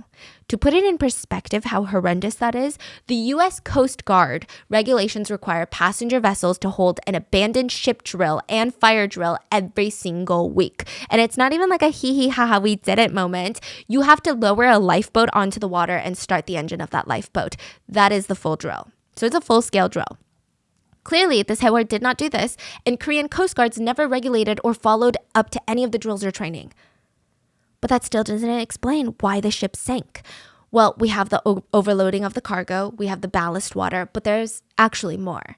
All of that is making the balance of this boat just unstable, okay? It's becoming more and more top-heavy. The center of the gravity is not good right now, but it was worse because Chonghaejin bought the Seoul ferry from another company and modified it and added 2 more levels on top to accommodate passenger cabins, which would bring in more money for them, raising up the center of gravity even more, making it extra top heavy, which you don't want. They also underwent major renovations to create an art gallery where, you guessed it, they housed Mr. Yoo Byung-eun's art, or should I say Ahe's art, that he would sell to them at inflated prices. In the boat? In the boat. There was an art gallery with, also more weight was added because they added these marble slabs, thick marble slabs to showcase his work. And the company knew that what they were doing was dangerous. You can't even act like they were ignorant because it was discovered that between 2003 and 2011, Cheonghaejin had 5 crashes prior to the sinking of the Sewol ferry. It was even recommended that their license be suspended or revoked, but that never happened. They actually purchased more ferries after 2011. They were also asked in 2003 to stop using the Mangol Channel because you don't know what you're doing in there. You guys were in an accident in there. But they continued to use it because it shaves off a precious 7 miles on the trip to Jeju, which is 7 miles of fuel that they're saving on. Also in 2011, Cheonghaejin Company tried to board a passenger ferry, I think in the Han River, where it's during holiday season. The maximum capacity for that ferry was 200 people. They tried to board 500, and the only reason that a tragedy didn't occur is because passengers on board threatened to riot. They were like, no, you're not going to board that many people. This is insane. But that's how blatant they were in bending the rules and putting lives in danger. Dock employees had even complained that anytime they helped load or unload the Sewol, it would just roll around in the water. Company officials decided Sewol should be sold because of the complaints and the safety concerns, but that was vetoed by Mr. Billionaire Yoo Byung-hun himself. The executives instead started repeating the new mantra for the company, which was load as much cargo as possible. None of the cargo was ever chained or lashed down, meaning it would just smash around. The saddest part to all of this is that all the overloading of the Sewol, it brought in an extra $3 million. That is $10,000 for every passenger that died. That is it. $10,000 for a life. What's insane is that there's regulators for these things. You can't just start a maritime company and be like, okay, well, I'm going to do whatever I want on my boats. There's regulators. The Korean Register of Shipping was an agency that's responsible for these things. They never followed up or facilitated inspections. Thankfully, many of those inspectors and regulators are in prison. And so now, we know that Mr. Yoo Byung-hun's children, the billionaire kids, if you guys have watched the last episode, they were also in prison, and Mr. Yoo, the billionaire, was found suspiciously dead in his apricot orchard during the nationwide hunt for him immediately after this. Oh, that was the time. Yes. Like right after this, everyone was like, what the hell is going on with Cheonghaejin? They're like, who owns Cheonghaejin? Oh, the major shareholder is this random company. Well, who owns that company? There was a manhunt. Now, it is speculated, and I think all these people should be in jail, by the way, but it is speculated that the manhunt for them was a very smart tactic for the President Park at the time, because she was putting a lot of heat on the family versus government response. She was saying, government response was bad, but this is the reason it even sunk in the first place. Yeah, so the corruption and incompetence does not end there. What about the Coast Guard? I don't think I need to reiterate how badly they dropped the ball on this, but it was horrendous. They should be ashamed to even wear a uniform. The first rescue vessel, Coast Guard Vessel 123, they went to the ferry and they waited 20 minutes before they even rescued the captain. Because they were like, well, we got here, but we don't know what to do. So they just sat around until someone was like, I guess you could send a small boat and try to rescue someone. Do you see anyone? They're like, yeah, we see some people on the deck. They're like, okay. It was also revealed that the Coast Guard not only refused to rescue people essentially, but they made it harder for civilians or other nations to help. So when civilians came and they're like, I'm going to try to rescue people, the Coast Guard was inspecting their stuff, looking at their stuff. I don't think you shouldn't do that. Where's your license? Do you have a fishing license, or were you out here illegally fishing? I'm trying to save people. I'm trying to do your job. They're like the parking ticket police, and people are dying. They also were so bad.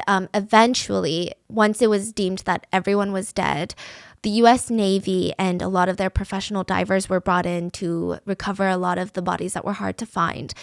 The U.S. Navy took one look at how the Korean Coast Guard was handling things and said, unless you fix this list of insanely abysmal conditions of safety, we are not sending a single American in there. So the U.S. Navy and professional divers were finally, after months, asked to come in and rescue some bodies. Not rescue, but recover bodies. And the U.S. said, okay, fine, we'll go take a look. The Navy looks around where the ferry had sank. They have a list of the most egregious safety violations that they'd ever seen. And they're like, we are not sending a single American into the water unless you fix all of this first. And the Korean Coast Guard was like, then I guess we'll just figure it out ourselves. They just refused to make it safe for anyone to dive. It was bizarre. The US Navy was like, this is bizarre. Just how unprofessional and unsafe and ultimately how annoying you're making this and impossible for people to even help you. Like, you can't do your job, but now you're making it impossible for me to do your job. Ridiculous. Now, another thing about the Coast Guard, remember the Mokpo Coast Guard where the first helicopter comes and saves someone, right? Well, another helicopter comes in to save people, and they don't really ever save people because he's just a helicopter driver. He actually asked the head chief of the Mokpo Coast Guard to like get in his helicopter so that they can save people. And the chief was like, oh, I'm really tired from last night's work, and I feel like the helicopter noise is going to give me a headache.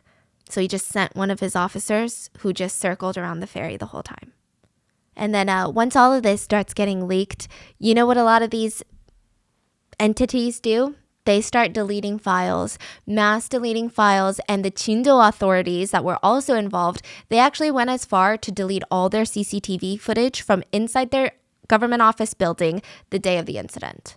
So at first, only low-ranking officials and government officials were investigated and prosecuted. The families were enraged because, let's be real, in the hierarchical Korean society, you think this low-level intern is making the shots? Like, he's making the calls. He's like, no, we're not sending divers in. You think so? No, absolutely not. So they pushed, and in the end, President Park was facing so much heat, she announced a plan to break up and defund the Korean Coast Guard. She created a new department, but honestly, it's just a PR move. I'm sure most of the Coast Guard was moved to that new department. And the next president, President Moon, would just revive the Coast Guard in 2017. So nothing really changed. Many more arrests were made. More than 150 regulators, crew members, ship inspectors, and officials were indicted, including the captain of the Sewol ferry. He was charged with murder. And he said, I bow my head, and I just thought if people were leaving the ferry without the proper equipment, they would drown or drift away in the water. So that's why he told them to stay put. Why the don't you stay put then? Yeah. Because he wasn't wearing a life vest when he was rescued. So why don't you stay put? 이런 지시를 받은 적이 있습니까?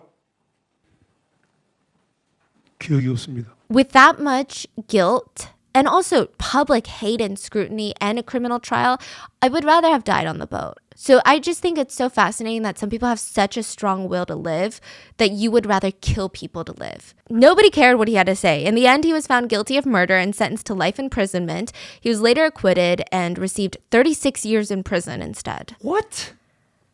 Yeah.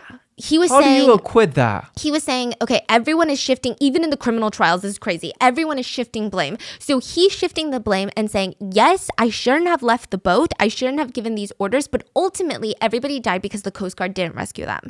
The Coast Guard is saying everybody died ultimately because they were told to stay in their cabins. So this is what they're doing. I know. This is what he looks so disgusted right now. This is what they're doing. Wow. Like, just for that, I think he deserves another life sentence on top. Like, just the audacity of these things. So there were criminal charges levied against 399 people, including the imprisonment of 154 people. 6 survivors from Danwon High School were subpoenaed for their testimony during the criminal proceedings, and they said, a ferry with about 300 passengers, most of them students, is sinking fast. But instead of staging full-out rescue efforts, the crew members are nowhere to be seen, and the Coast Guard is just watching from afar. 30 students lined up for the emergency exit. The rescue teams didn't arrive, so we started jumping into the water. But eventually, the water got too close, and the emergency exit was no longer available to open. We were waiting to jump. We saw the Coast Guard within arm's reach. They were on the other side of that emergency exit. And we were screaming at them that we're right here, but they just watched. Parents were understandably infuriated with all of this, with all these people and entities, but there was still the problem of the missing bodies. So by the summer of 2014, more rescue teams were sent in, and bodies, at first, there were more found, and of course, it was few and further in between. But at one point, a body was found in an area that the divers already claimed that they had searched multiple times. So let's say they said they searched room B on the 3rd floor. They said, we searched that like 10 times. And then a body was found by a rescue diver in room B on the 3rd floor. So of course it brings the question of competency of the recovery efforts yet again. Another body was found, a high school student in a bathroom that had allegedly already been searched 13 times according to official records. So what the hell is going on here? 13 times it showed that it was searched by the Coast Guard. The distrust was only growing stronger, and it's not just people, the divers that are losing the trust of the parents, but it's also the Coast Guard forensics teams. So the way that they would do it is these Coast Guard divers would dive into each room of each level and they would collect a water sample. They would bring this water sample up and then collect another water sample at the surface of the water. They would then test these water samples, and I guess there's certain bacteria or something in the water they're looking for that indicates there are human remains in that room. But if it's a match to the surface water, that means that there is no corpse in that area. So they said they checked it 13 times. The bathroom water was tested 2 to 3 times. And each time it showed that it was the same and consistent as the surface water. A volunteer diver found the girl in the bathroom. It is heavily implied that these Coast Guard divers were lazy and just collected 2 samples from the surface of the water and said one was from the bathroom down in the boat, one was from the surface water. Oh, they're a match. There's no body in there. We're doing so well. Nothing is going right. The authorities didn't get one thing right, and the dives were getting even more dangerous. And there are actually a lot of more deaths that are associated with this that are not including like the 300 on board. A Navy officer was injured and passed away. An Undine Marine named Mr. Lee passed away during a dive, which I know that we talked badly about Undine, but that's the company, not the employee's problem. He was actually diving when he just lost contact with everyone on surface. So his colleagues went into the water.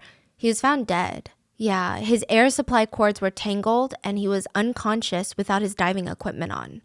It's not really clear what happened. An x-ray of his chest showed no irregularities, but a scan showed that his skull was filled with air. Now, a few weeks later, another civilian diver passed away.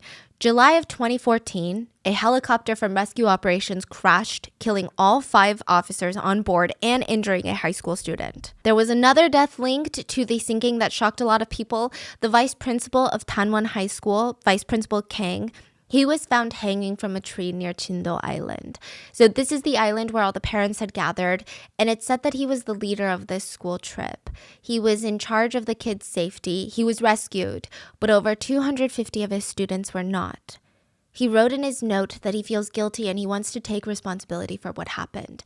He wrote that the trip was his idea, and he cannot live without knowing where his students are. He wrote in the letter that he wonders if he could still be their teacher on the other side. In death. He asked his ashes to be scattered around where the ferry went down. Now, the sad part is, before his death, a lot of parents took their anger out on him, and so did a lot of Korean news media outlets, like a lot of adults. But when he passed, students and survivors alike, they went to his memorial in uniform and paid their respects and said he was an ethics teacher. So I wonder if it was really hard for him. He was a good person and he really cared for students. I don't think anyone should be blaming him. Again, another instance where I feel like a child is sometimes more wise than an adult. After the memorial, the hearse carrying his body circled around the school one last time. He was survived by his wife and 3 children. At least 3 parents have taken their own lives after losing their children in this Haewol ferry. One of the fathers took his life on the 1-year anniversary of this Haewol ferry tragedy. Many families have completely disintegrated, divorced, fallen into addictions, financial distress.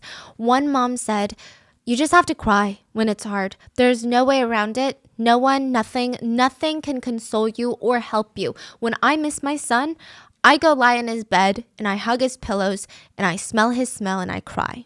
Many families have left their children's room exactly the way it is, not touching a single thing, almost as if these students are going to walk in through their door with their backpack. Most families hate spring.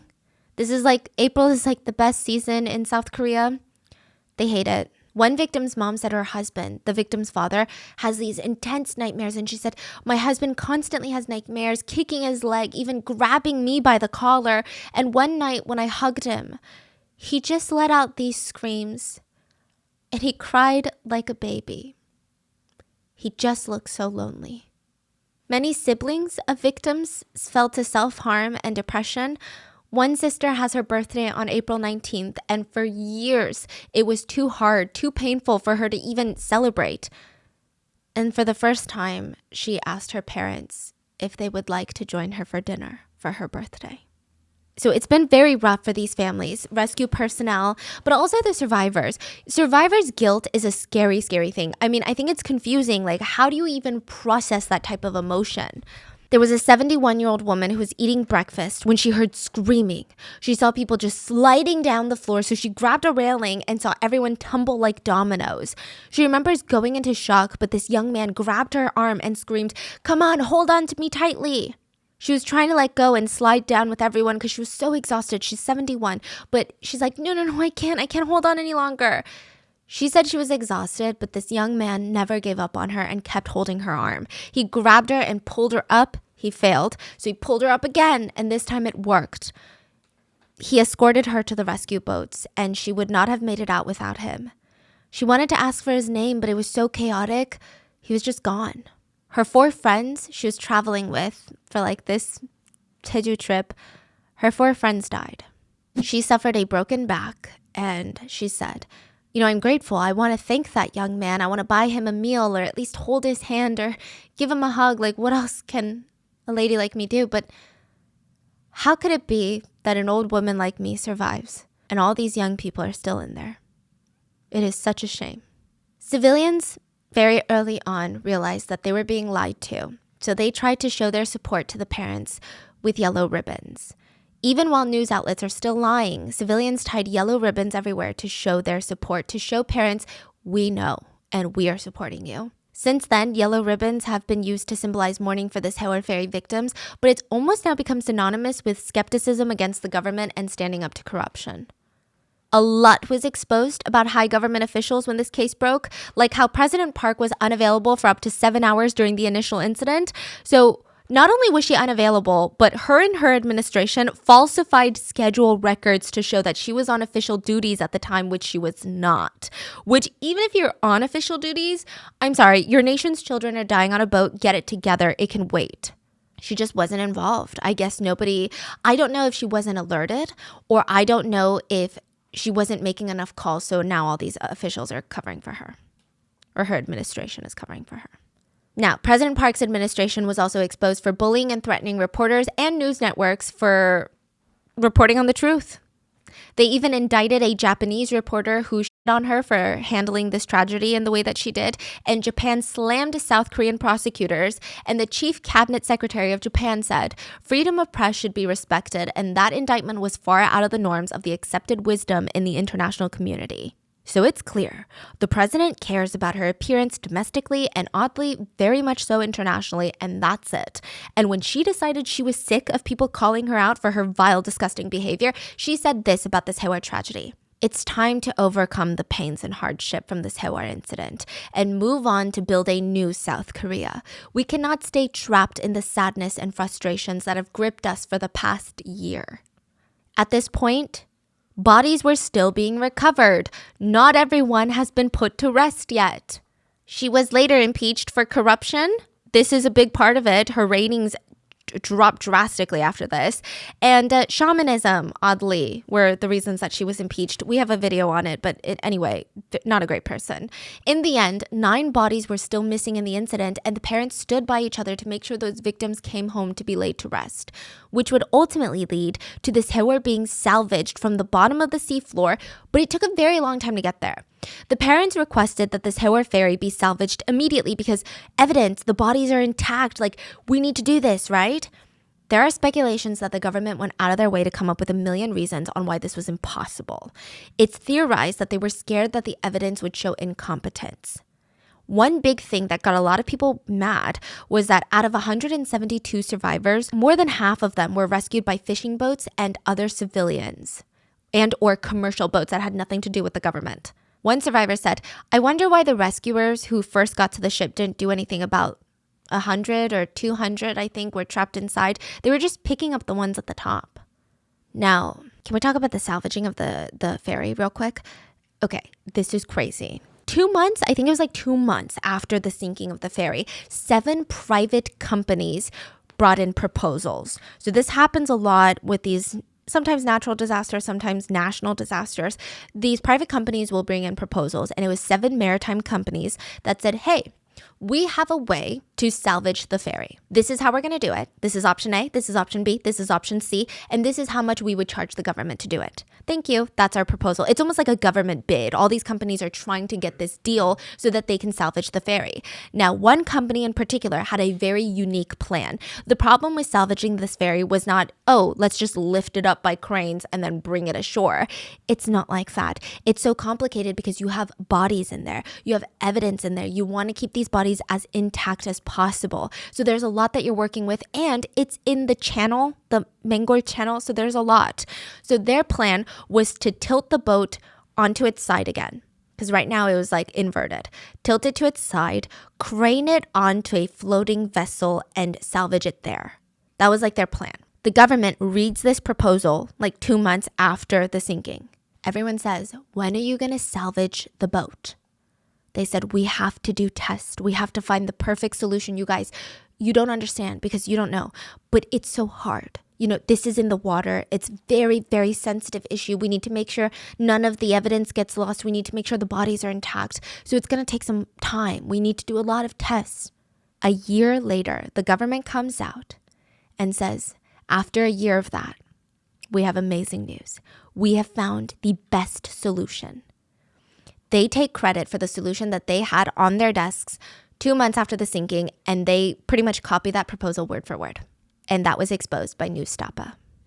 Parents of victims gathered together in front of government buildings to stage a hunger strike, not for money, but for the truth. They just wanted answers on how something like this could have happened. For months, the country mourned with them. And there's a moving story about a father who ate nothing but water and salt for 46 days. The president still had some supporters, super conservatives, that came out to eat pizza and fried chicken in front of the parents who were hunger striking. I don't know why they defended the president, like that's your mom or something. I don't know why anyone defends any politician, regardless of what their beliefs are, so vehemently. Like, I mean, it's crazy. One parent stated, I don't need money, compensation, or trauma therapy. I just need the truth, please. That's all. And he formally bowed in front of lawmakers, begging for them to help. Families of victims even shaved their heads in public in a demonstration. They just wanted to put their family members to rest. And the government just kept asking, so you want compensation? No, we want you to find our family members. Finally, the ferry was salvaged 3 years later. There were 9 missing passengers at that point, and only partial remains would be found in the salvaging. Many of the victims were put to rest 1,000 days after the tragedy. But by the end of October 2018, 5 people are still missing. 2 16-year-old students, a 57-year-old teacher, a 48-year-old father, and the 7-year-old boy, remember the older brother of the 6-year-old sister? They are still missing. The families of all the victims would receive approximately $177,000 for each victim lost, which is absolutely nothing. I mean, first of all, they didn't even want it in the first place, but it's absolutely nothing. 71 days after the Sewol sinking, survivors returned to school, and before the tragedy, the sophomore class of Danwon had 325 students. Now there were 75 in that class. All 75 were provided group therapy as part of the class time. 10 counselors were brought in to be readily available, and students at Danwon said, every student here knows someone who has died or has gone missing. Like, just imagine the depth, like the web of trauma left behind. One student says, our school feels so empty now. It's not an environment where we can study. I wake up every morning hoping it's a lie, but it's not. And I will say that when tragedy does strike, Korea is a nation that at least the civilians come together. The government, wow. But the civilians do come together in honor of the Sewol tragedy. All K-pop groups, every single one, stopped the release of all new music and promotions. The whole entertainment industry was at a standstill. Most industries in South Korea were at a standstill. There were no ads, no promotions for anything. And once the mourning period was over, BTS came back with a song called Spring Day, directly inspired by Sewol. The translated lyrics read, I miss you even though I'm looking at your photo. Time is a cruel thing. I want to go to the other side of the earth holding your hand. How long do I have to wait? How many nights do I have to pass to see you, to meet you? Until spring day comes again, until the flowers bloom again. Please stay here a little longer. Another K-pop artist dedicated his concert to a fan that had purchased tickets to be there, but she passed on this Haewar ferry. Shin Young-jae of Four Men finished and produced a song called You Whom I Love, and the song was written by one of the teenagers that passed on this Haewar. His name is Lee Da-eun, and he wanted to be an artist one day. He plays the guitar, he writes his own lyrics, and his idol, his role model in life was Shin Young-jae. After this Haewar tragedy, his parents reached out, just not really expecting anything, but he finished the song and performed it in honor of all the victims. The lyrics translated are, "To you who has suffered so much, you went through a lot, right? I want to hold you in my arms, and right now I hope you're dreaming sweet dreams. But we're sleepless at night thinking of you. I wish you could relax, but just know that I will always be here with you, right next to you." Many artists and idols wore yellow ribbons during performances to honor the victims. But I will end the very long video with this. A family member of one of the victims was asked, why do you think this happened? Why do you think the kids weren't saved? And he said, people ask that all the time. Why do you think they failed to protect the children? And I think above all, they just had no desire to protect the children. Golden time? All they did was lie. What are your thoughts on this case? And please stay safe, and I will see you guys on Sunday.